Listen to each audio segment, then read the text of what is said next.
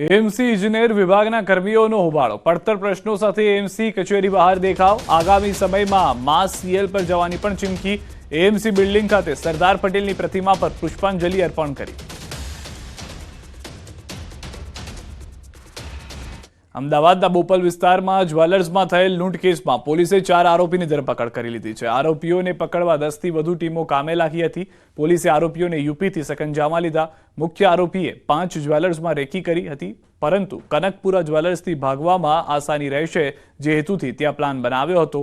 લૂંટ કરતા પહેલા તેઓ યુપીથી હથિયાર લઈ આવ્યા હતા। પોલીસે બાઇક નંબરના આધારે ઝીણવટભરી તપાસ કરતા આરોપીઓ સુધી પહોંચવામાં સફળતા મળી। તપાસમાં સામે આવ્યું છે કે જાવેદ અને બિરેન્દ્ર અગાઉ પણ ગુનાઓને અંજામ આપી ચૂક્યા છે અને જાવેદ ઉપર યુપી પોલીસ ફાયરિંગ પણ કરી ચૂકી છે। લૂંટમાં જે 4 મુખ્ય આરોપી છે, 4ના 4 આરોપી અત્યારે અટક કરવામાં આવ્યા છે। એ 4 આરોપી જે 4 આરોપી યુપીના છે, એમાંથી 2 આરોપી ફરૂખાબાદના છે, 1 આરોપી અલીગઢનો છે અને 1 આરોપી બુલંદશહેરની પાસે એક ગુલાવઠી કરીને જગ્યા છે ત્યાંના છે। અમદાવાદના પેલેડિયમ મોલ પાસે બવાલનો મામલો, 6 આરોપીઓને કોર્ટમાં રજૂ કરાયા। વસ્ત્રાપુર પોલીસે પકડેલા 6 આરોપીઓને કોર્ટમાં રજૂ કરાયા। કોર્ટે પોલીસની રિમાન્ડ અરજી રદ કરી। વસ્ત્રાપુર પોલીસે આરોપીની વધુ પૂછપરછ માટે 7 દિવસના રિમાન્ડ માંગ્યા। જેમાં પોલીસના મુદ્દા એવા હતા કે કેસમાં વપરાયેલ સ્કોર્પિયો ગાડી રિકવર કરવાના બાકી છે અને સાથેના આરોપીઓને ધરપકડ કરવાના બાકી છે।